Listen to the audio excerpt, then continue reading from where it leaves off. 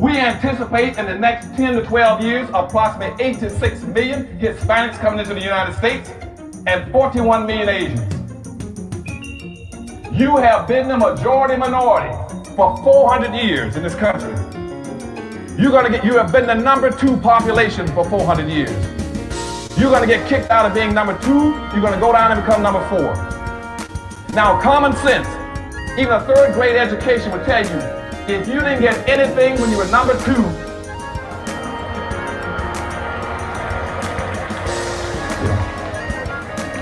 you all jumped ahead of me, but anyway, you can guess what you're gonna get when you become number 4. President Biden, do you support reparations? Well, I mean, since I haven't spoken on this, got a chance. Number one, the reason we're the country we are is because of immigration. We've been able to cherry pick the best from every single continent. The people who come here have determination, resilience. They are ready to stand up and work like the devil. We have 24 out of every 100 children in our school today is Hispanic. The idea that we are going to walk away and not provide every opportunity for them is not only stupid and immoral, but it's bad for America. They are the future of America. At the very same time that America refused to give the Negro any land, through an act of Congress, our government was giving away millions of acres of land in the West and the Midwest. Which meant that it was willing to undergird its white peasants from Europe with an economic floor. But not only did they give the land, they built land grant colleges with government money to teach them how to farm. And this is what we are faced with. And this is the reality. Now, when we come to Washington in this campaign, we are coming to get our check. We are owed $104 trillion on the very low end, plus $735 billion recurring. This number does not include the cost of about 50 Black Wall Streets that were decimated, nor compound interest from 2017 when Sean D. Rochester's book, The Black Tax, was published, nor the cost of Black life, nor the cost of living increases, nor the war on drugs, nor the current day pandemic. The number I'm working with is for slavery, Jim Crow, and accrued ongoing systemic racism, oppression, and disadvantage in the country our ancestors built with their lives.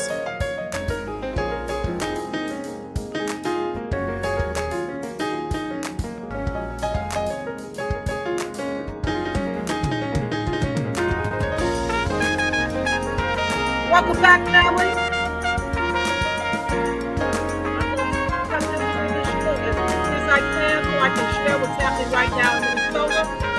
At the council meeting, I got to see what number they're on. It's a big agenda. Stand by, family. Let's get it going.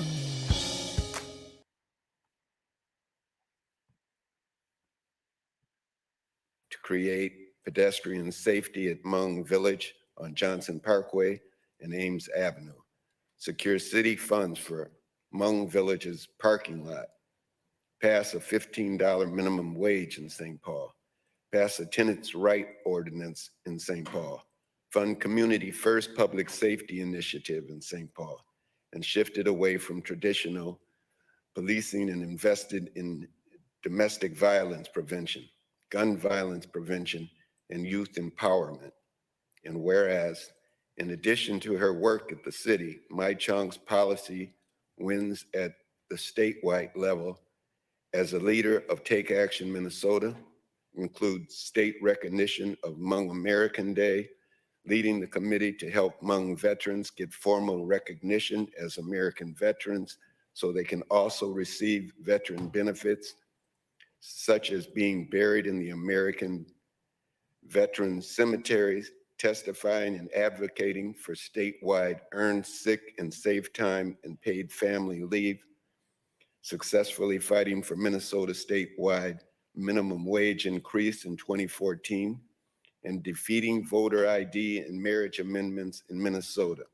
And whereas Mai Chung was able to use her substantial experience organizing and advocating for legislative aimed at helping people to organize a victorious campaign, resulting in her historical election to the Ramsey County Board of Commissioners in 2022. And whereas when Mai Chung is sworn in and takes office on January 3rd, 2023, she will be the first Asian American, first Hmong American woman, and youngest person ever elected to the Ramsey County Board of Commissioners. And whereas Mai Chung has spent her career advocating for a future rooted in racial, social, and gender justice for all, and whereas she is a fierce fighter for the future we deserve, a future where all people, regardless of race, class, gender, and age, can live dignified lives in joy, hope, and love. Now, therefore, be it resolved in honor of her outstanding leadership and her commitment to equity throughout her years of service to the community and city of St. Paul, the St. Paul City Council recognizes Friday, December 23rd, 2022 as Mai Chung Jean Day in St. Paul, and wish her success as she takes on her role as Ramsey County Commissioner, District 6, and in all of her future endeavors.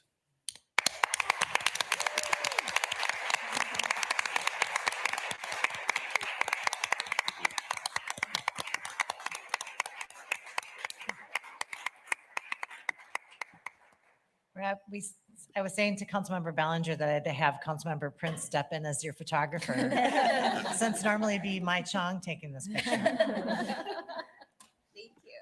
Ms. Zhang, before we turn the microphone over to you, I think we may have some other thoughts to share, and then I'll give you the last word. Okay. I'll take a motion though from Mr. Ballinger to approve the resolution.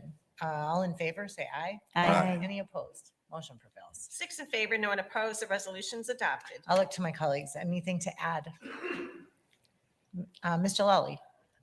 Well, I love that resolution, and it speaks so well to what you've accomplished, Mai Chung. It is really not going to be the same without you around here. But I feel encouraged that you're not going far away, and that you'll have a seat right here around this table, and that we'll be just down the hall and down the building. And I just feel so excited that we get to keep working together in your new role. So thank you for your leadership. Thank you for the leadership you're going to offer in this next chapter. And we're here for you as you've been here for us. Thank you so much. Ms. Yang. Mai Chung, I'm so proud of you. Like, I feel like it was just yesterday that we met in 2015 and you were still an organizer then. And I just remember you were one of the first people who, like, moms in organizing that I met. And you're such an inspiration to me because you showed me that, like, women, moms, we can do this work. And as a new mom myself, that makes so much difference, and it means so much to me. And to see, like, just over the past 6-7 years here, the growth and transformation that you have, you've experienced, and to now see you, like, soon taking public office is so phenomenal. And to me, it just really shows the potential that we have, like, when we have a community who supports us, when we believe in ourselves. And I know that so many people look up to you too. So we're so excited for you in your future endeavor. Ms. Prince. Yeah, I'll make this quick, Mai Chung, but in the years that we've worked together, seven, I have seen you work with people who don't agree with each other, and you're able to build consensus and solve problems. And those are the most important skills, especially now when people are so divided, to bring to our county, to governing for the betterment of our area. So I could not be happier that you're going to be there. And I know you'll be really hands-on, and I know you'll return constituent phone calls. And that's what I'm just so excited about. So thank you.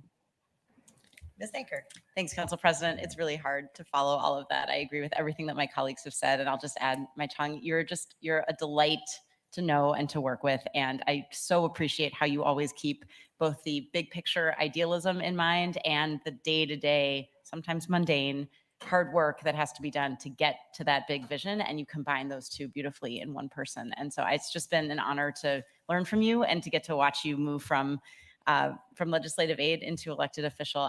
I'm so excited at what the future holds for you and us working together. Mr. Ballinger. And I want to say that when I came into this job in August, Mahjong was the first one there, and she helped guide my steps, and I learned so much from her. And so I'll always be indebted. I'm going to miss you, but I know you'll be downstairs. So, thank you. And my Chang, I'll just add that as Mr. Ballinger read the resolution, I was starting to get that like smile bones pain because I just had such a huge smile on my face, and it was a great recitation of your work up till today and like a glimpse at where you're headed in the future. And so as not to repeat the wonderful words of your resolution and my colleagues, I'll just say that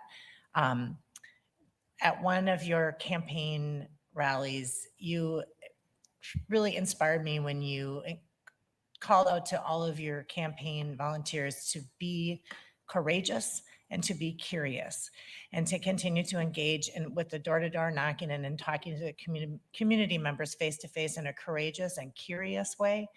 And I feel like if that is the baseline of your work, that you are truly a gift to St. Paul and Ramsey County. And I so look forward to working with you in your new capacity.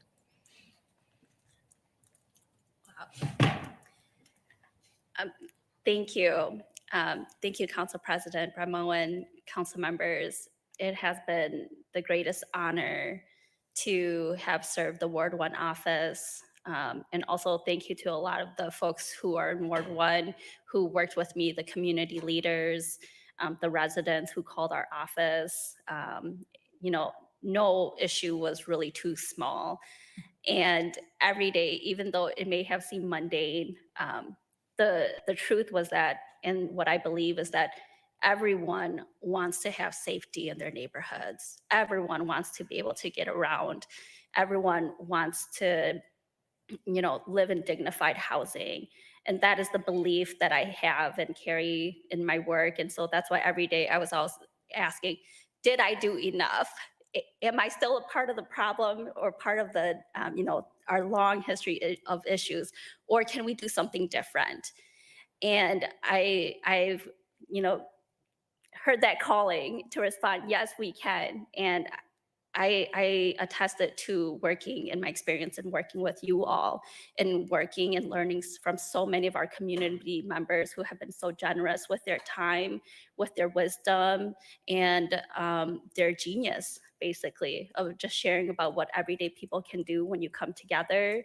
And that if you keep working at it for 10, 20 years, you might get new sidewalks. and not everything takes that long. As I was just listening to all the list of accomplishments, I came in to serve Ward 1 in 2014, and that was before the Green Line. That was before Allianz Field. That was before so many businesses popped up. And I just am so proud and inspired by the community coming together and also just believing in one another and also holding each other accountable because the work doesn't end. A great advice I got from the very beginning when I started this job from Nancy Homans, from Mayor Coleman's office at that time was, this is a marathon. It's not a race where you sprint. We're in it for the long haul together. And that's why I see that my role, I'm just transitioning into a new role, but I'm in this here in the long haul with you all, and that the work will continue, just as our work towards reparations that, Councilmember Prince, Councilmember Ballinger, Councilmember Yang, that you all have worked on so hard too, and so many of the folks here. So much of that work continues. Councilmember Ballinger, thank you for your generosity and keeping me on during your transition here. It means so much to me to have your faith, your confidence in me in continuing to serve Ward 1. So I just really want to thank you for that. And then finally, I hope Councilmember Daitao is watching too, but he's definitely the one who I just have to say thank you for just giving me the opportunity. You all have seen me grow to Council President Bremo. You probably have seen me like grow the longest, like having served here together, where I have probably failed so many times. But Councilmember Tao was gracious enough to like let me learn from those mistakes. And along with all that, also having council support, council research staff support, and also our awesome executive assistants who are not here, but Kristen, Joanna, who helped like provide that kind of rail guard for me too. So I just really appreciate all of you, appreciate your kindness, grace in watching and working with me, and also watching me like raise a family. Like when I had 2 kids, you guys were all a part of it too, and throwing baby showers. But those are just things that mean so much to me. And I just really appreciate that. And again, being curious and courageous on our journey together. Thank you.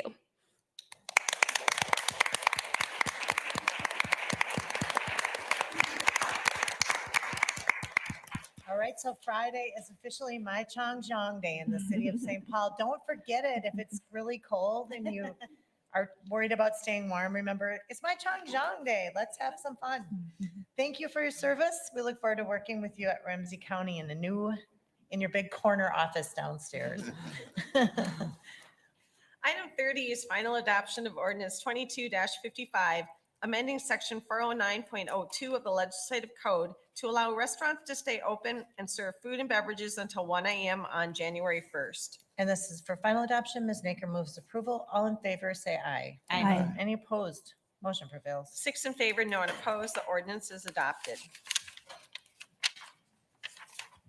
Item 31 is public hearing of ordinance 22-52, creating chapter 112 of the administrative code to establish the St. Paul Recovery Act Community Reparations Commission. All right, so this item is before us for a public hearing. And for people who don't often participate in city council processes, I just want to share that when we pass a resolution, we just read it one day and vote on it the same day. But when we pass an ordinance, when we pass an ordinance, we read it 3 times. First, we get a staff report. At the second reading, we have a public hearing. And at the third reading, we vote. And so sometimes the second reading is a little awkward because we have a public hearing and then nothing happens. But that's the system that we have. It's in our city charter and we have to do it that way. So today is the public hearing on the administrative code to establish the St. Paul Recovery Act Community Reparations Commission. And we are excited to host the public hearing for this ordinance. We have one, we are going to move version 2 that has some technical changes, which Ms. Prince will go over quickly. And then we'll invite people, if they'd like to weigh in on this item, to come up to the podium. And we offer 2 minutes to share your thoughts. It's not very much time, we know that. And I'm going to do my best to make sure that everybody gets 2 minutes or less. All of a sudden you're like, I'll put my hand up and you're like, what, I'm out of time. Just remind people that if you didn't get to say everything you wanted to say, you can certainly still send an email and we'll attach it to the public record. And but we'll just try to give people at the front of the line as much respect as the end of the line, 2 minutes each.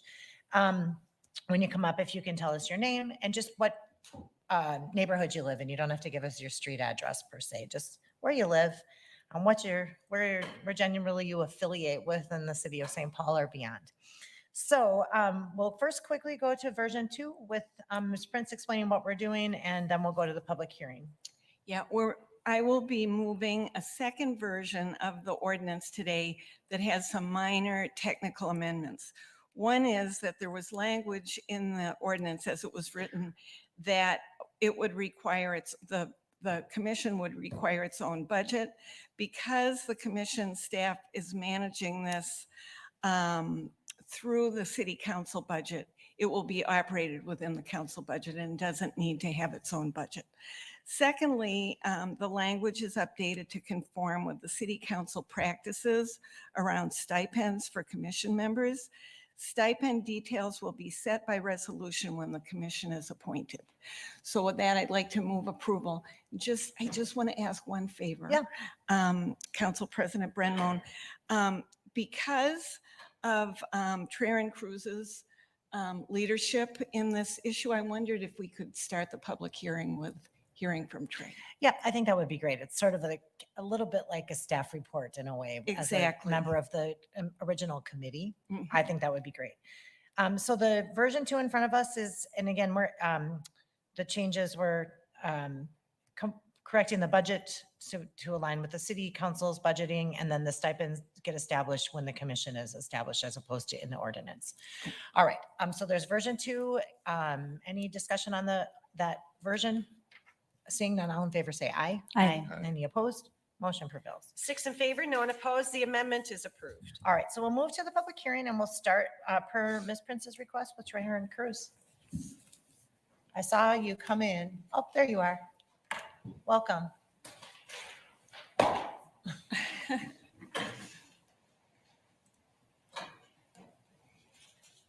We're true Minnesotans. Look at everybody's out here. It's like blizzard. I don't care. I'm going. Welcome. I'd like to thank you all for showing up, coming out in the blizzard to talk about what I feel is the most important issue in American history, and that's reparations for the American descendants of chattel slavery. On January 13th, 2021, the St. Paul City Council passed Resolution 2177, which apologized for holding Dred Scott military slavery at Fort Snelling, apologized for the destruction of the Rama community via the I-94 freeway, and apologized for St. Paul's role in practicing institutional racism against its Black residents, and committed to building generational wealth for the American descendants of chattel slavery who reside in St. Paul. President Brennan, Jane Prince, Ballinger, Necker, Jelani, and Yang, I would like to encourage you to continue to unapologetically lead on this issue. You guys are setting an example for the rest of the country with what you're doing here today. And then I just have a quick statement. Some of the early founders of Minnesota were slave owners, or they got their money from the slave trade, and then they came to Minnesota and established what we know today is the state of Minnesota. The attitudes and beliefs and values of the founders of Minnesota became policies, practices, procedures, and laws. And according to an anti-racism audit from 2008, those policies and procedures and laws that were founded since Ramsey County was founded in 1849 harmed the people that society fears the most. And the people that society fears the most look like Desiree Collins, Breonna Taylor, George Floyd, and many other people who have been victims of police brutality. Today, and also those policies and procedures and laws have caused what we have today is the biggest racial wealth gap in America behind Washington, D.C. and Wisconsin.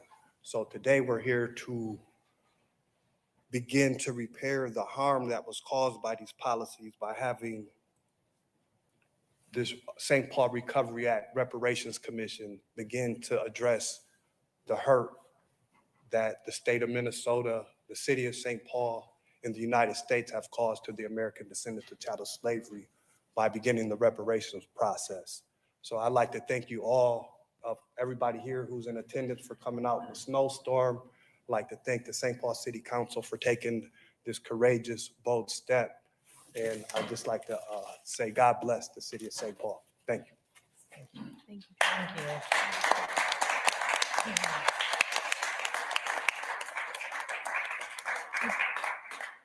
Thank you, and thank you for your leadership. We did mention last week at our staff report that we had the opportunity to hear the committee had a year-long process, and we had an update mid-year last year that we had a full report from Mr. Cruz and Dr. Williams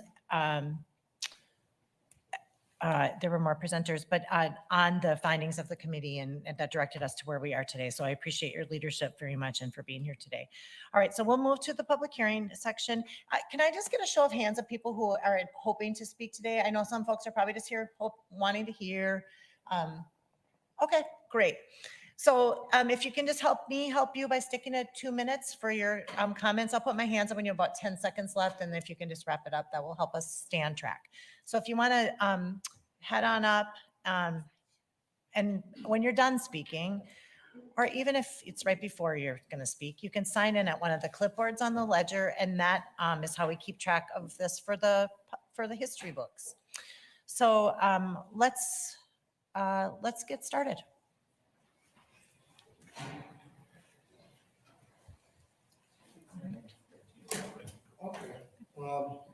Not to delay, my name is Stephen Cobb. I'm a child of the Rondo community. It's an honor to be here. I know many people here. I've seen many people at the Victoria Theater and around the community, folks who are involved in education. I just want to wrap it up and keep it quick. I'm really happy that I knew Mr. Cruz's parents. I saw him as he came up through the ranks. I knew his whole entire family. I still do. I'm a proud honorary member of that family. I had no idea that this was going on. I'm glad that I'm an avid watcher of the news. And I saw the invitation to come down, Council Member Prince. And I just want to make a statement and keep it brief. I'm probably like 90 seconds left. I'm new to this. 60. Okay, 60? Okay, not bad. That's TV experience. I want to say, first of all, that my family was severely disrupted and affected by the I-94 corridor. We had the first townhouses in America, and they were built on Rondo and Oxford. And the city came, I remember I was just a grandchild at the time, but the city came and blew those, it were like the first design of a townhouse, right? They were close, they were together. At any rate, the city tore those apartments down. They were like townhouses. One's on Maryland and Kent, they're split and sent all over the city. My family was never adequately compensated for that real estate, that property. And as a matter of fact, my mother today cries every day and urges me to find somewhere where she can live back in the Rondo community, because she was kind of forced out of her community and she misses that. I look forward to working with the committee and the reparations team in the future. Thank you so much. Thank you. This has got to be the most Minnesota moment we've ever had with you up there in that snowflake hat testifying. It's wonderful. See, we need a camera for the boots, I think. Right? Yeah. Thank you. Keeping people to 2 minutes is going to be a terrible task today because we want to hear all these stories. Really encourage people, if you don't get everything out you want to say, please send an email, because we'd like to attach it to the public record. Send an email to who? To Mr. Ballinger's office, and it will we'll put it into the formal record. Yeah. All right. Good afternoon, members of the City Council. My name is Vic Rosenthal. I live in the Summit University of Ward 1. And I've lived there for 36 years. I was a member of the Legislative Advisory Commission under the leadership and the amazing work of Traherne Cruz. I want to make 4 quick points. I think I can make them in 2 minutes. The first is I want to congratulate the council for taking this leadership role of doing something historic, both for Minnesota and the whole country. I think we're going to do something that people are going to pay a lot of attention to. The second is, I want to say this personally as a Jewish person. I know that often we get prevented from starting reparations because we think it can't be done or we don't know how to do it. The German government proved by spending $9 billion over the last 70 years to survivors of the Holocaust that reparations can be done. And if it can be done by Germany, it certainly can be done by St. Paul, Minnesota, and the United States, and it's long overdue. The third point I want to make is to really encourage the council to provide sufficient funding as it's begun to do, but stay with that funding to make sure this permanent commission can do the work that it wants to do over the years that it's going to take, and know that there are going to be harder decisions to be made by the council and by the city, and that you're going to have to stick with this as there becomes opposition, as we know there will be, to anything that costs money to try to rectify the problem. And the fourth point I want to make is simply that you as a council have adopted the inheritance fund. Not everyone sees the inheritance fund as a down payment on reparations, but I think we should treat it that way. We are finally going to begin to right the wrongs of people like the gentleman before me, who was displaced by the building of I-94. And we can finally use the inheritance fund to kick off an effort by the city of St. Paul to do something about reparations and really right the wrongs of the past. Thank you. Thank you. And thank you for your work on the committee as well. Welcome. My name is Jesse Williams. I live in the West 7th area. I'm a St. Paul lifer. And I just wanted to say I appreciate the work that you guys are doing on this. It's important work. And you are taking the lead for the rest of the state to show everybody else how to do it. So thank you. Thank you. Get my heart out of my throat, or my throat out of my heart here. I just got something that I feel is important that I express. Barry Reach, St. Paul my whole life, and I've been a part of, seen a lot of changes. I was around when the Rhonda went through, but I think it's important and valuable that while we're looking at history, that we go back to 1492 in the Euro invasion of this country, you know, of which that had that not happened, it's not likely we would have had slavery here to begin with. And also in particular, the Dakota, whose homeland we now occupy.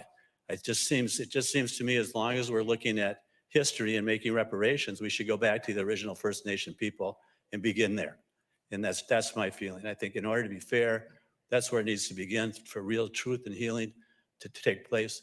You know, I'm not going to create any friends by bringing that up, maybe, but I think that's important that we do that. Thank you. Sir, they're still getting reparations to this day, and we're the ones that are indigenous to this Appreciate country, you, council not guys, them. for having us here today. My name is Jeremy English. I am actually an original member of the steering committee that helped move this ordinance along. So it's good to see you guys. I wasn't part of the legislative process, you know, with that committee, but I was behind the scenes checking it out and making sure that everything that we had put into the ordinance was kind of moving through, and we're seeing that it's actually moving forward. I just want to make sure that I recommend that you guys find a way to get the funding for this commission as fast as possible, because it's very needed for Black people in the city of St. Paul.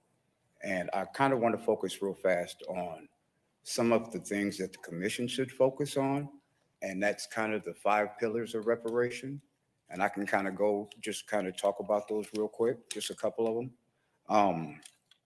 The 5 pillars are compensation, restitution, rehabilitation, satisfaction, and the guarantee of non-repetition. I just want to focus real quickly on the first 3, which is compensation, restitution, and rehabilitation. Compensation, that's an obvious. We talked about direct payments. That should be a focus of the commission. There should be no question that direct payments are involved directly to the lineage that's established in the ordinance. Restitution, that basically would include the commission partnering and networking with different organizations It's institutions and businesses that have benefited from either slavery or the what I would call the disparity piece of slavery. So I just want to make sure that the commission stays focused on a few things and rehabilitation real fast. Rehabilitation would include making sure that Black people have a state of equalness in the city of St. Paul. And I'll land right there. Thank you, guys. Thank you. Yes. Welcome. Guten Morgen, allo, mushi, loiche hoi, oi mi familia, hola family, Ohio, halito, asio. I greet you all as I have family members who speak all these languages. So I want to honor them all and you. This moment today is special. Today I look at my fellow Black Americans and I say, what up, fam? And I want not to only honor you, but to give you this moment a proper greeting.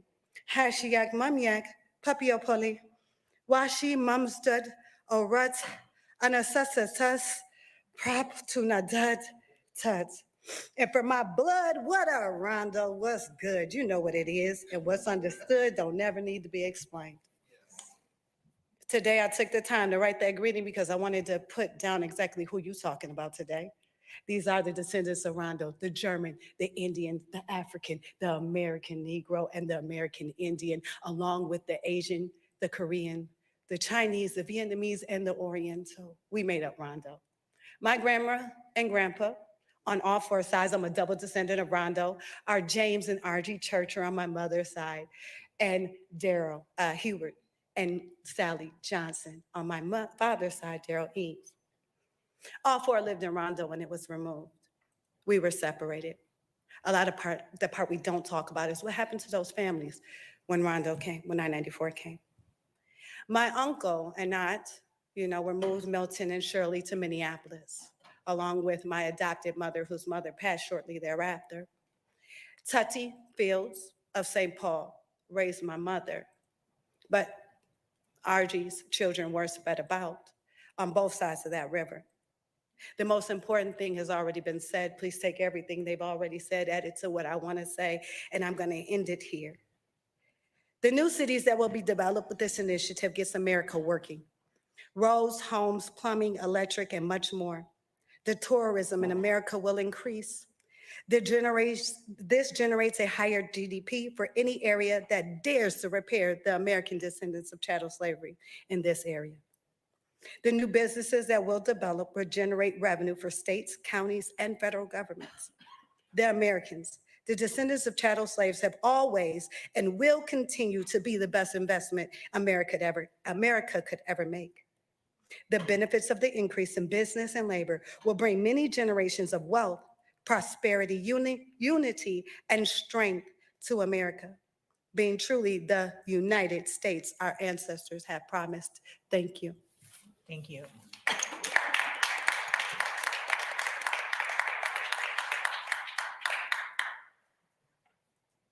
Welcome. Can you hear me? Yep. All right. My name is John Mudd. I am a transplant to St. Paul. I moved here like 16 years ago. Even though that this may not include me, I've raised my children here, and they have grandparents here and they have family members here who are well deserving. And I just hope whatever happens with this commission, that you don't lose sight of the goal, which is federal reparations. Hopefully there's a push for that. Maybe there's some push to get Biden to sign an executive order to do HR 40, which is a commission, it's just a study. So he could do it by executive order. There has to be no money attached, and that gives us a way to expedite this process. But yeah, I've met beautiful people in this city, and we all deserve repair. So I'll leave it there. Thank you. Thank you.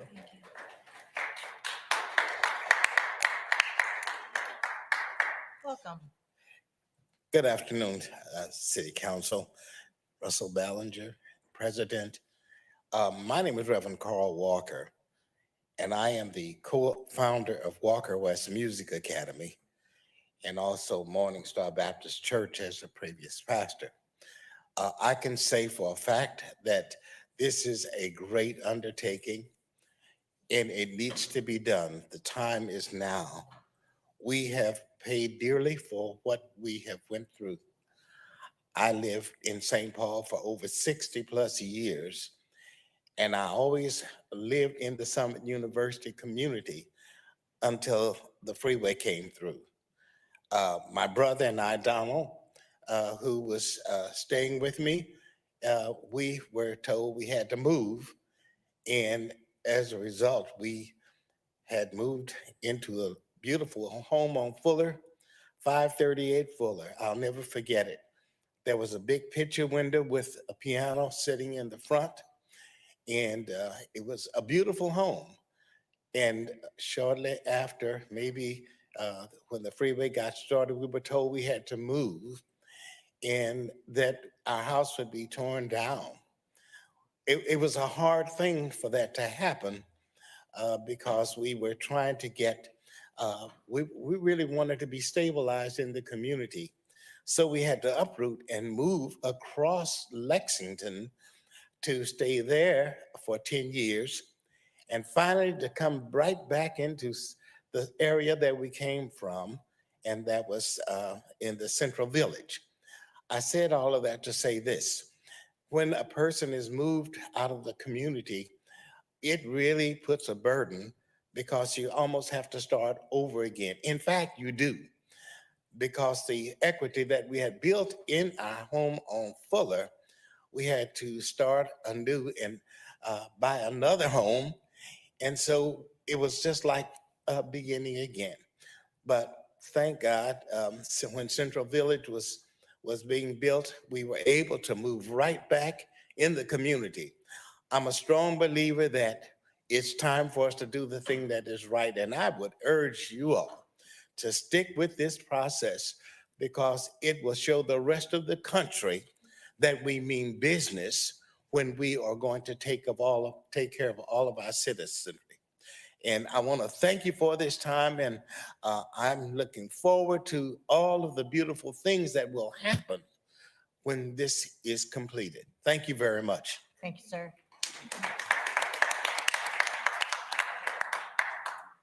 Hello, my name is Nyla Golden, and Commissioner Council Member Naker, is that how you say it? I know how to spell it. I'm in your district, West 7th, down the road from JR Max. I wasn't going to speak, but this is something that's personal to me.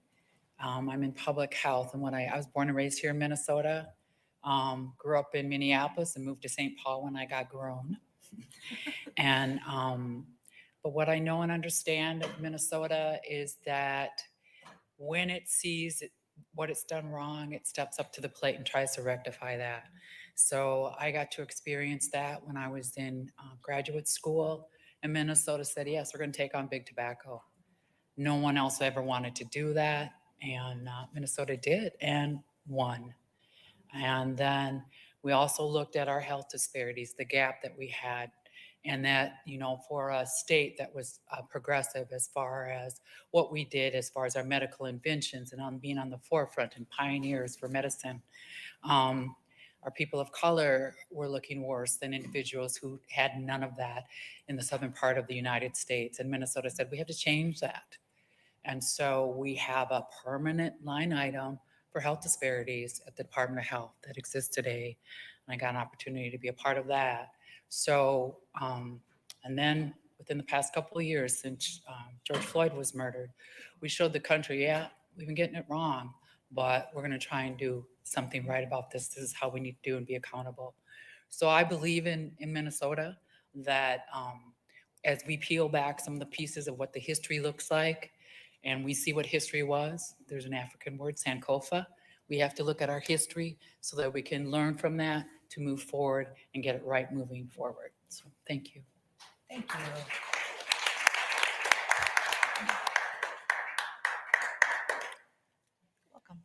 Hello, my name is David Ellis, and I'm a lifelong born and raised in the Rondo community. So I've pretty much seen it all from both sides of the fence.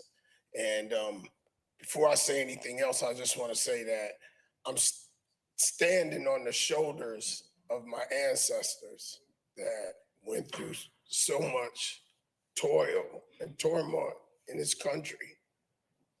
And to build this country and to be so patriotic and supportive and in continuing that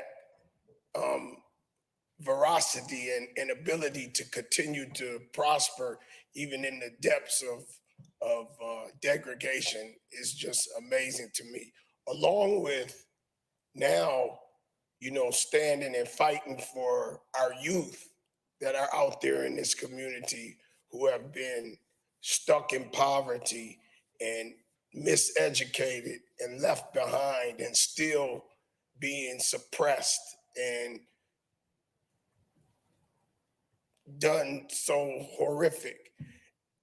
This has been continuing on for so long, and that's why I'm here.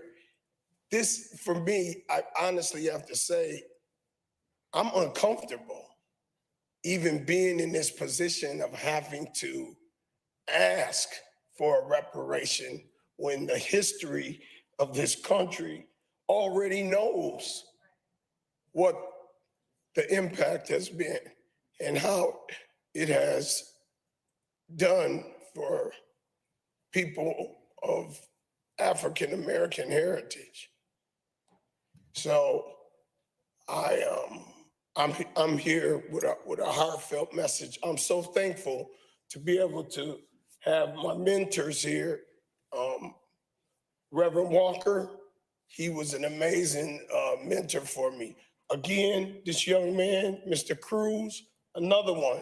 He's younger than me, but so strong and so powerful. And I just hope that, as I heard before, that this work continues because it really needs to.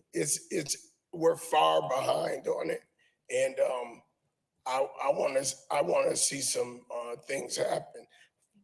The bureaucracy has been just amazing, over the top. You can hardly get anything done because of the gridlock, and that needs to stop.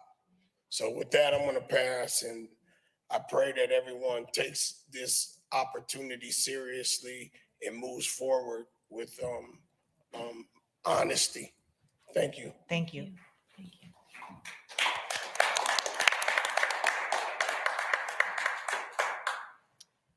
Good evening to each and every one of you. I greet you. And to those under the sound of my voice, my name is Pastor Alethea Cheney. I am the pastor of Nehemiah's Walls International.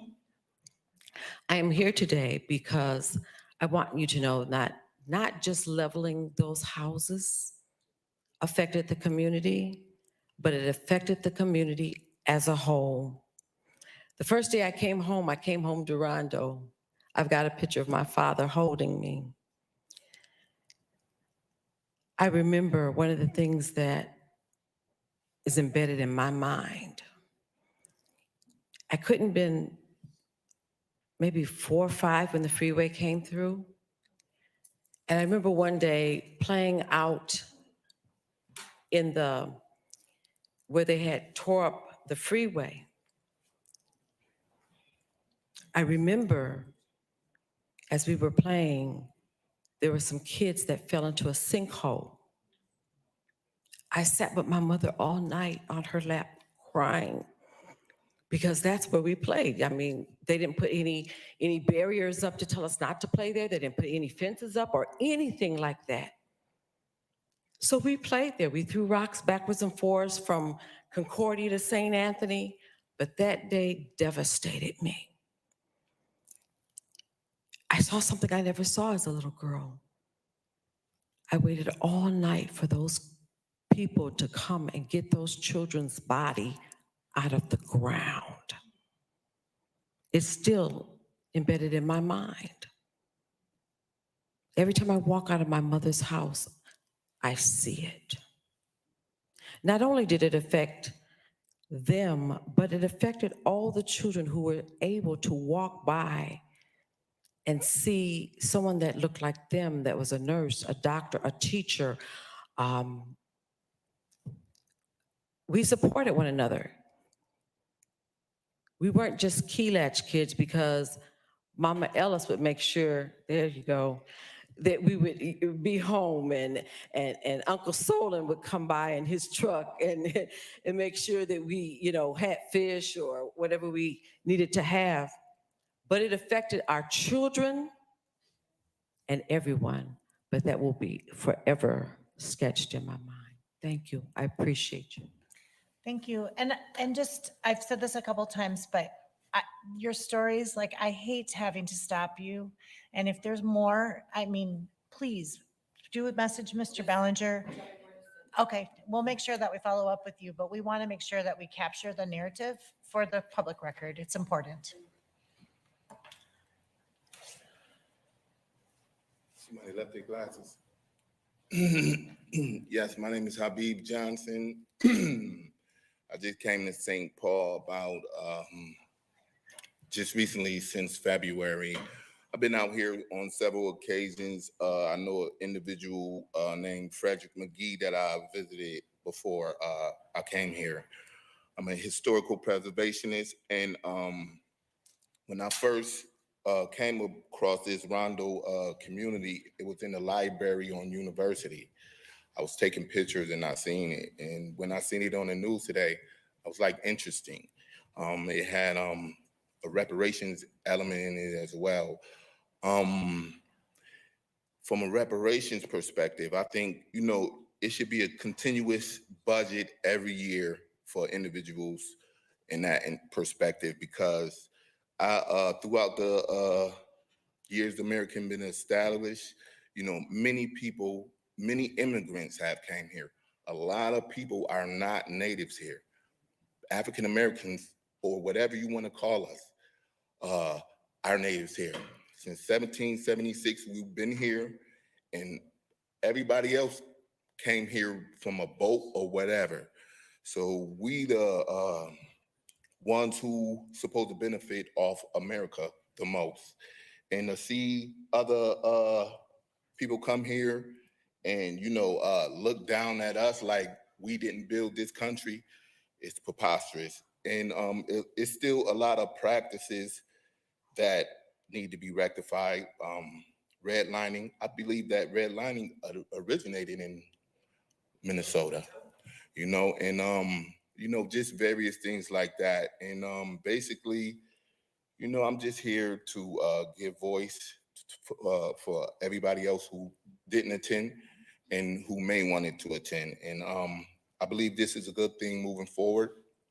I would like to stay engaged throughout the process, because I believe that state of Minnesota has, what, 9 billion or something like that? Is you kidding me? You telling me we up here still at this stage when, individuals don't know what to do with that type of money, and we out here suffering? So with that said, I'm going to conclude my Thank you.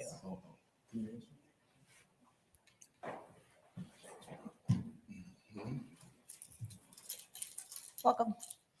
Hello, my name is Sharon Garth, and I grew up in the Twin Cities in St. Paul from a little girl, and I am now currently a resident of Central Village and have been there for over 48 years.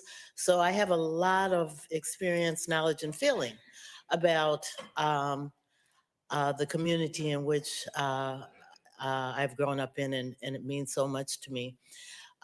Growing up as a young person, I just remember the closeness of the community. The aunts, the uncles, the ministers, the doctors, the lawyers, all in one community. You could go from your house to anyone's house and just drop in go ask for sugar for your mother or or whatever. We were one community that held together and everyone looked out for everyone. When they came through and put the stickers on the door that said you had to move, there was no money that came with that. They just were told you have 30, 60 days and you have to be gone. Um, there were generations in those homes, grandparents, parents, children. The trauma that it created was unbearable. People were frightened. Where do you go in 30 days when you have 3 generations in your house? You're living check to check. We were not able to amass money back then. Um, we had to lean on each other, our faith, to even be able to make it through. The impact of that follows a person their entire life. They never forget.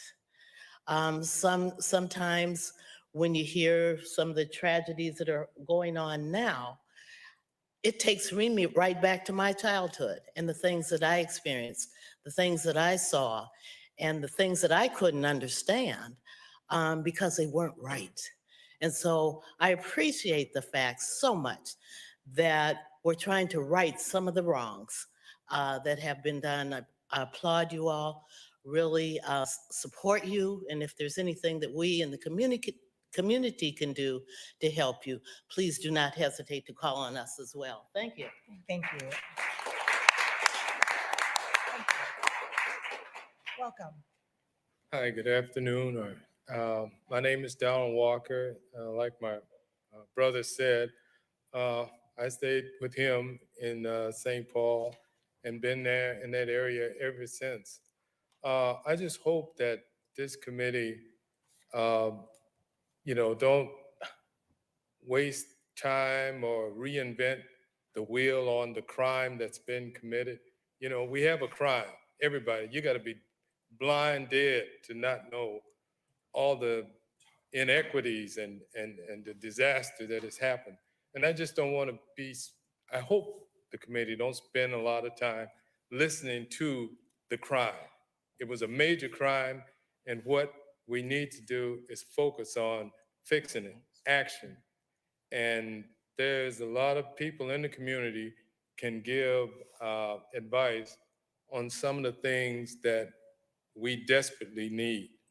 And one of the things, I'm speaking for myself, is education for our youth. That is a major, major point that needs to be addressed. And I hope that, things that would benefit the whole world, and that's investing in our young people, that we take a strong look and quick action on fixing the wrong and making it right. And not, again, spending a whole lot of time, what happened? What happened? We know what happened. It was, like I said, it was a major economical, there's a whole lot of things that goes in disaster. It was a major disaster. Fix it. Thank you. Thank you.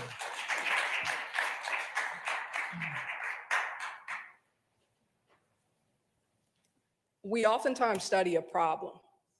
And as you just heard from everyone that's come up so far, the importance of creating a solution. My name is Dr. Artika Tyner. I'm a law professor, a lifelong member of the Rondo and St. Paul community. But more importantly, the reason why I'm here today, I was in my writing studio and working on research related to all these issues of how do we document history more accurately. And the challenge that we have oftentimes is revisionist history that we use. We're told based upon the African proverb that we have to make sure that the lion gets to tell their story. Otherwise, it will always be told from the tale of the hunter. Here's our opportunity with the work of this commission to not only document history, but to take strategic action. When I teach my students in the classroom, I remind them when we see a problem, we create a solution. We've seen problems for far too long. We don't have 2 centuries to wait to say we can bridge the racial wealth gap.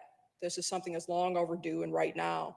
We know that there are two readily available strategies. We hear them time and time again. I serve on banking, corporate commissions related to land and related to business and home ownership, those pieces coming together, home ownership dovetailing with land. So more importantly, as we bring these pieces together, I hope that we're intentional. The data and the research is available to us. Will we use it, and what will we do with it? So I would encourage us to think about a strategy. First of all, education. Make sure that we're documenting this journey. I went to your website. It would be helpful to have the resources and information beyond what's currently presented to make sure that it's comprehensive and other examples of what works and some of the possibilities of what we can do together. Also, of course, we're here and we'll help to shape policy across the city, across the state, across the nation, and hopefully one day the world. But also making sure that we evaluate what we're doing to be able to say in real time how we've made an impact and make a commitment. My faith tradition, my cultural tradition tells me we're indebted for 7 generations. So here's our time to create change today and not tomorrow. The last thing that I would just ask, and I know I've gone on my 2 minutes, I'll take 10 more seconds. Please make sure that on this commission that we're bringing forth residents of St. Paul we're serving, that are able to draw upon their experience and that have a responsibility and accountability to make sure this process is transparent and accountable. Last but not least, as I'm listening, I believe there is some confusion. Many people are bringing this together with the work that the mayor is advancing related to Rondo. It's a both and, it's complementary. And you all have a responsibility to make sure this is crystal clear on what we're doing, how we'll measure progress, and where we're headed. Thank you.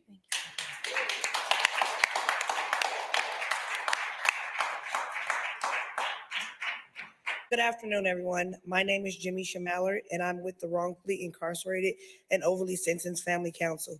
Mass incarceration falls under the lines of needing reparations, especially the people who are wrongfully convicted and over-sentenced, like Joseph Campbell, who is also a member of St. Paul, who is wrongfully incarcerated for the past 10 years. He is living life of the new age slavery where we should have already been received reparations from.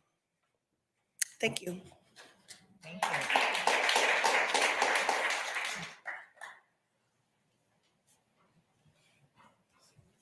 Welcome. Hello. Thank you for opening up the platform for us today. My name is Alyssa Washington. I'm the founder of the Wrongfully Incarcerated and Over-Sentenced Family Council, Minnesota. I'm here. I'm not a member of the community, but my mother is, and my younger sisters are. And I think this is something that we desperately not only need here in St. Paul, but all over Minnesota, all over the country. As we've known for 157 years since slavery has been abolished. But, I am here standing with the community and the people in the Rondo community. And your guys' stories have really touched me, and it makes me think, I need to do some research on, or more research on where I'm from. Because I can just imagine, what's going on in my community where I'm from. And, thank you guys all. And, vote yes. You guys, that's what you gotta do is vote yes, right? Yeah, vote yes. Thank you.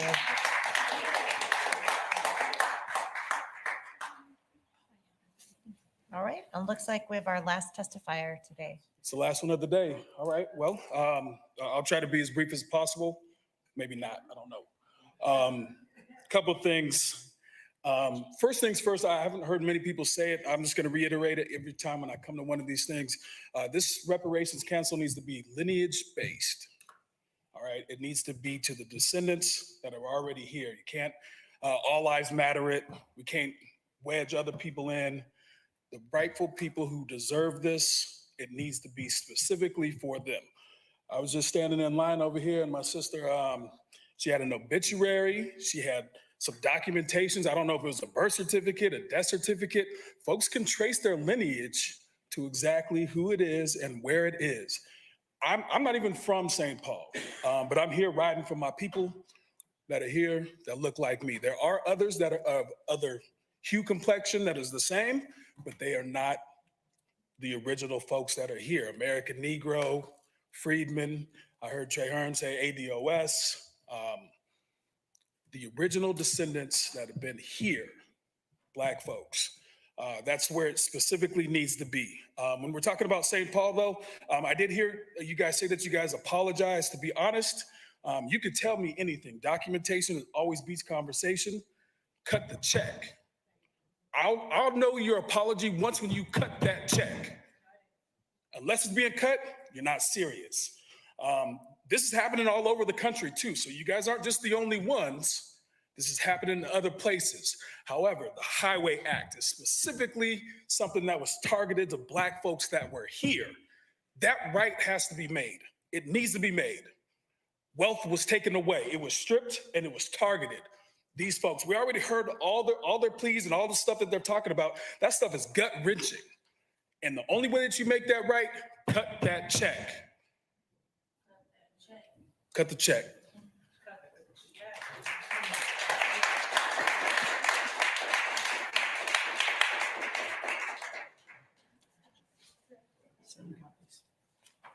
It looks like we have one more person to testify.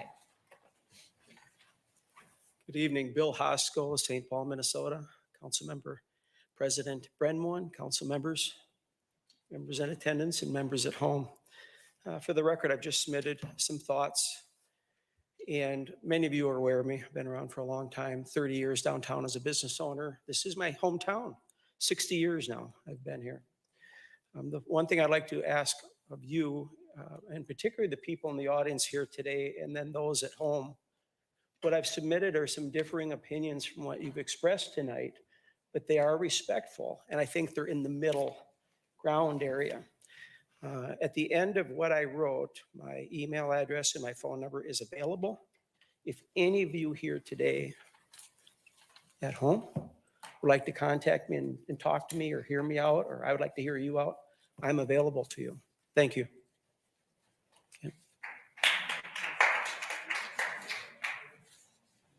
All right, it looks like we have come to the end of our testifiers today. And again, I'll remind folks, if you have things that you think of later that you'd like to add, if there know that there's folks that weren't able to get here tonight and want to add, please call or send an email. The simple email is, I'm just, to make it simple, it's ward1@stpaul.gov. GOV, and that will actually goes into our system and we all are able to see it. So I will take a motion from Ms. Prince to close the public hearing. All in favor say aye. Aye. Any opposed? Motion prevails. Before we move on, I just want to give an opportunity for colleagues to chime in. And also a reminder that we don't vote today on the ordinance. That is the first week of January, which is a good way to start the new year. I see Mr. Ballinger, would you like to kick us off? I think most of the folks that testify know me. Our home was on the north side of Rondo, the other side of the same block. It was a part of that where the freeway is. My great-grandfather was forced to work for free in what was slavery. He was not a slave. He was forced to work for free. I just want to say that we've come this far, and I promise you that I will work hard to take it to the next place. And I hope you can trust me to do that. Thank you, Mr. Ballinger. I know you and I both talked about, we have 12 months. Mm-hmm. We have 12 months to get a lot of work done. I want to apologize to the person who is waiting on the phone to testify. Because we were so wrapped in the conversation here in the room, there is still one person who has been waiting to testify. So we'll go to that caller. I apologize for interrupting this part after closing the public hearing, but we'll reopen and hear from our caller. Ms. Tripp, is our caller available still? Yes, thank you, Council President Brenmoen and Council. We do have Reverend Kathleen Rollins on the line. Reverend Rollins, you will have 2 minutes to testify. Please start again by stating your name, your ward, or the neighborhood you live in. To begin your testimony, please press *6 to unmute yourself.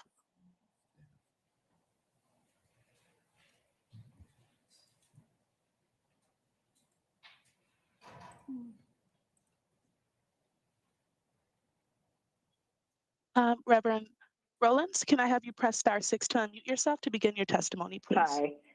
There you Thank go. you. Greetings.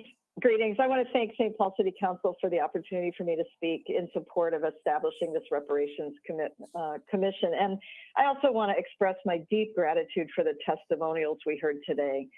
As you heard, my name is Reverend Kathleen Rollins. I live and work in Ward 1, and I speak to you as a member of the Unitarian Universalist clergy, and I'm currently serving as the interim senior minister of Unity Church in St. Paul. I regret I can't be with you in person, but I come to you as a person who presents as white and as a pastor and one deeply concerned with justice. So, you know, I have no doubt there may be, as this process unfolds, some people, perhaps present company accepted, who may argue that such a commission is not necessary, that every city has many competing priorities for its time, money, and its attention. But I would also argue that it is in the interest of every institution to look not only at the immediate pressing demands of maintaining and repairing a city, but also repairing the soul of its people. And the city of St. Paul owes a debt of gratitude to the labor of its Black citizens, whose commerce and contributions have helped create the vibrant city of St. Paul. And yet we also know that labor comes at a cost, that disparities between white and Black communities, home ownership, building equity, healthcare, education, employment, all the things that we just heard in this testimonial today, all of these and more are legacies that are tainted by systemic racism and white supremacy. So repairing a community is not only about fixing its lights and streets and sewer systems, it is attending to the moral and spiritual demands of our time, and those are found in the practice of making reparations. And we know that reparations, however they are enacted in practice, is an investment in the present and future health of our community. And it will stand, as one of our speakers said, as a fifth pillar of reparation, the guarantee of non-repetition. So I am so grateful for your prophetic and spiritual leadership. I applaud the moral and spiritual courage it takes for members of City Council to enact, I hope, eventually this bold and important and imperative legislation. So I stand firmly in support of the effort, and I am really grateful. Thank you so much for taking my call and including me before you wrap this session up. Thank you. And just to tidy things up, Mr. Ballinger moves to close the public hearing. All in favor say aye. Aye. Any opposed? Motion prevails. Mr. Ballinger, thank you for your comments and for your commitment. Do other people have thoughts? Ms. Yang and then Ms. Naker. Thanks so much. I want to say thank you to everyone who came and testified today to share about your stories and to come from a place of vulnerability takes so much courage to do. It is never easy to talk about like our own traumas and the things that we have experienced that hurt us and our ancestors, the people who came before us, and even us alone. But you all did it, and I feel like it's so important for us all to share our stories because it gives other people permission to share theirs. And also, I believe that our stories are how we see that our lives are deeply interconnected and that we do have the power to make change in our communities. You all made this commission happen. And so I want you to always remember that. And that is the power of organizing. That is the power of elections and making sure that people with our aligned values are elected into office. And you took charge and did the groundwork to make this happen. And so I want to say thank you to all of you and really looking forward to supporting this and making it happen next when we meet in our next council meeting and to support it. Thank you. Thank you.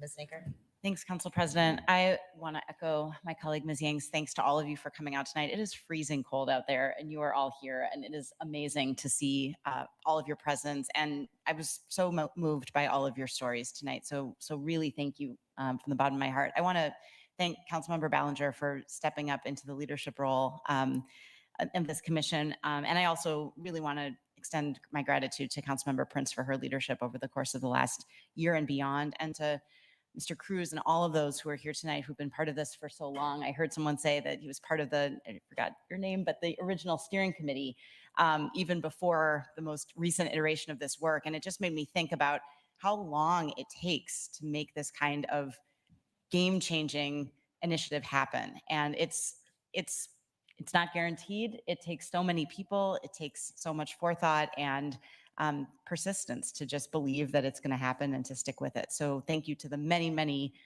years of work and the people who've been part of that to this point.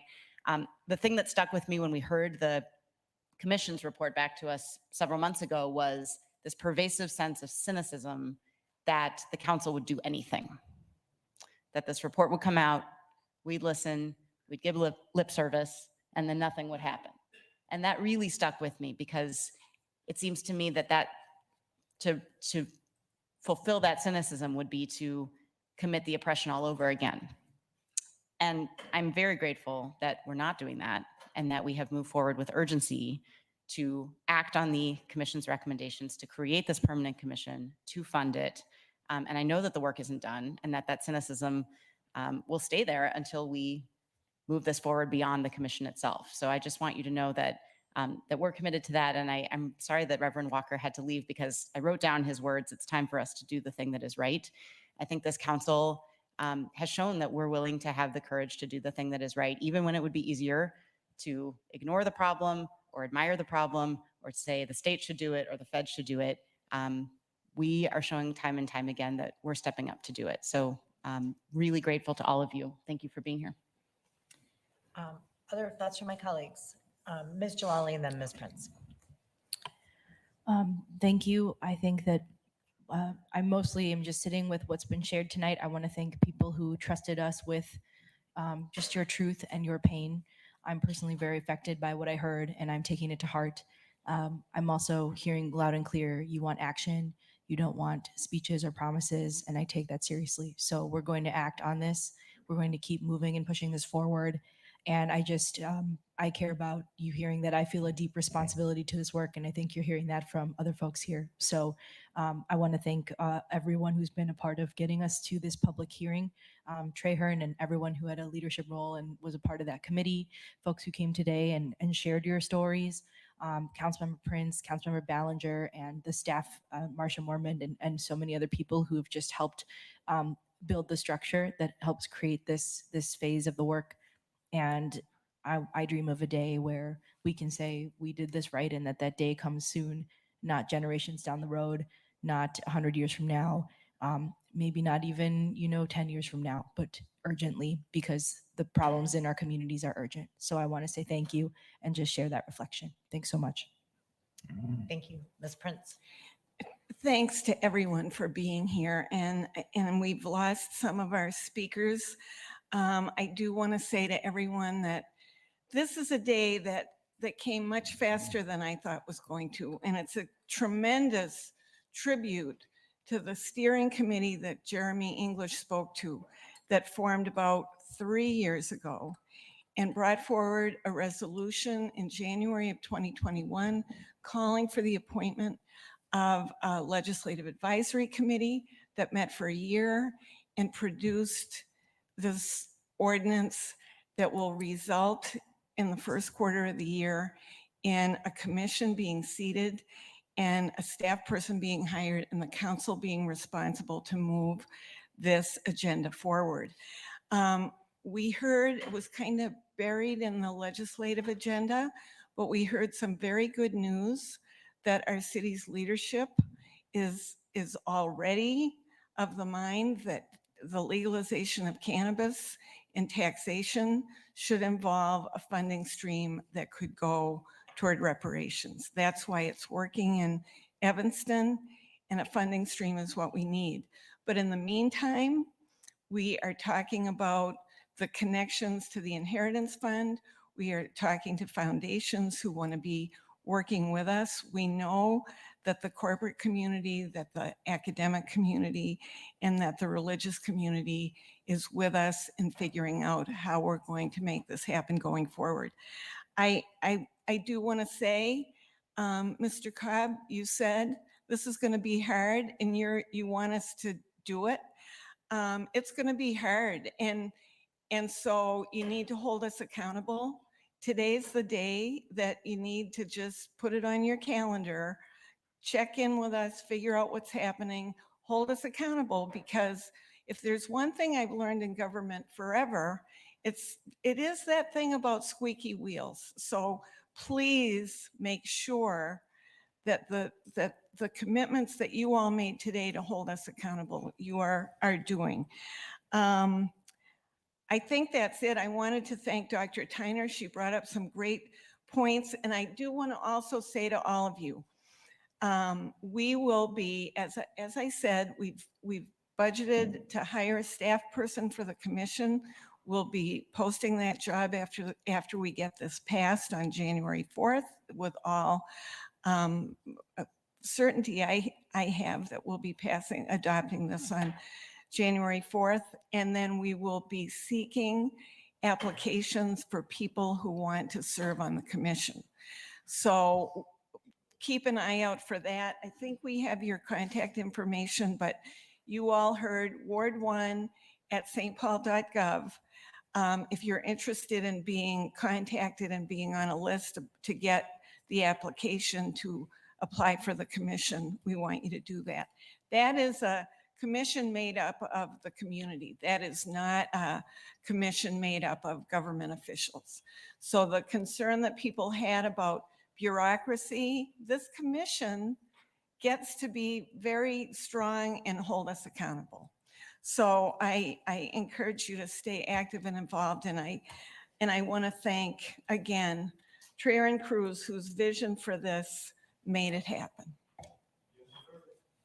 Thank you, Ms. Prince, and thank you for your leadership and really keeping the ball in partnership with the commission and Trainer rolling through these months and really years. And I will not repeat what my colleagues say, but just it has been occurring to me as we've had this conversation that today is winter solstice. It is the longest night, the shortest day of the year. And I feel like when we talked about the timing for this, we noted that it was solstice and that from today, the days are longer, there's more light, and we will see opportunities for hope and new beginnings. So I think it's apt. We look forward to addressing the final vote on the first week of the new year.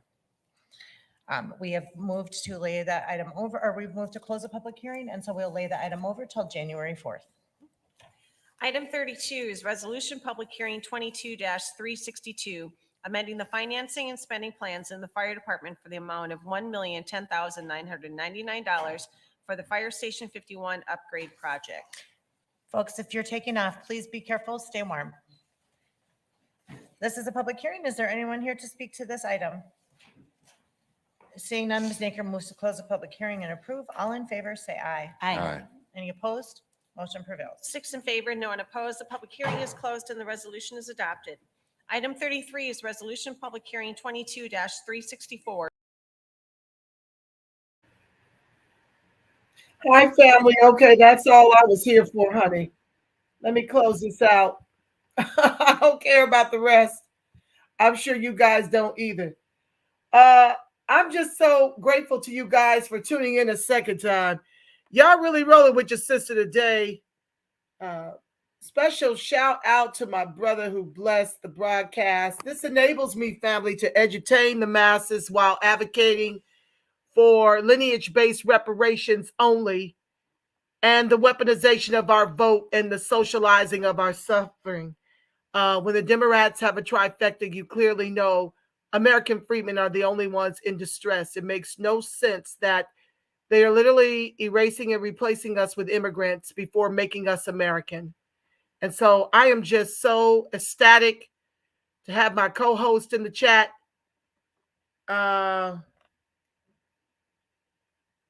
This Panic Studio is really on my last nerve. I'm trying to be cool. But yeah, I don't understand their pointless point. Trying to intimate that because my line descends from Benin, that I owe reparations. I think Panic Studio, you are a troll and you are about to get a time out. That's what's about to happen to you because you're getting on my nerves with the nonsense you're keeping up in my chat, and I don't appreciate it. The only reason why you've been able to stay this long is because I wanted to see what you were going with your illogical exchange here. This country did not identify us on our birth certificates as the West Africa country that sold and traded us into slavery. They didn't put my lineage all the way dating back. I had to learn about that from some type of DNA test my sister took, okay? So our birth certificates don't tell us where Africa traded us from. It says either mulatto, colored, or Negro. And so please stop insulting my intelligence, telling me that I owe reparations because my family was traded into slavery by the Africans in Benin, the Dahomey.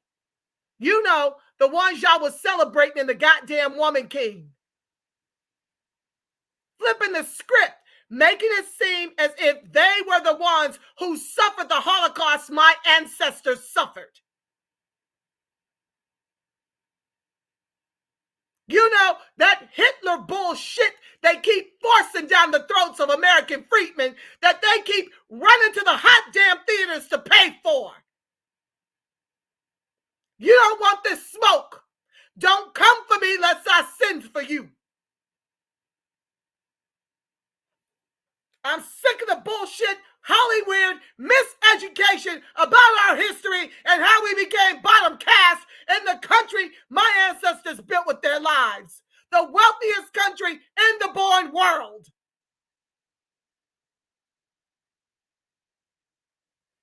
Stop it with the bullshit. I'm not the one or the motherfucking two. I'm here for American freedmen. If you're not an ally, get the fuck out of my chat. Get the fuck off my live. Get away from my channel.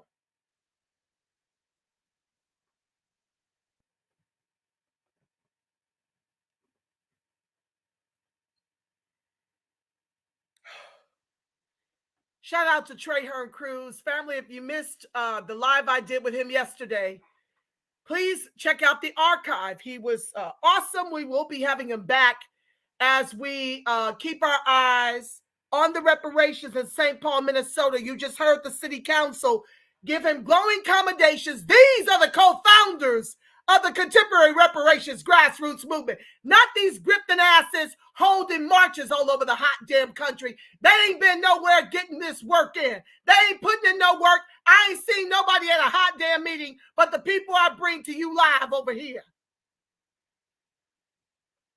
None of them have lost sleep while they raise money and grift off of reparations.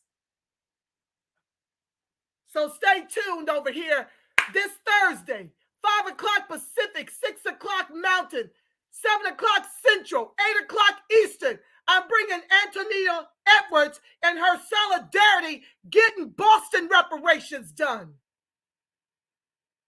Until then, family, you make it a beautiful God-inspired rest of your afternoon. Know that the light of God surrounds us, the love of God enfolds us, the power of God protects us, and the presence of God watches over us. Wherever Freedmen and its allies are, God truly is, because, family, you are the face of God, the voice of God, the body temple of the Spirit of the living God. Are we coming up off this bottom? I don't give a damn about the ages of chaos. We are coming up off this bottom. It's time to trade places. If nobody's told you today, family, know that I love you black. I love you oh so Freedmen strong. Yes, I do. And until next time, family, I'm believing for each and every one of us a ton of peace, love, and reparations, family. Peace. I'm out.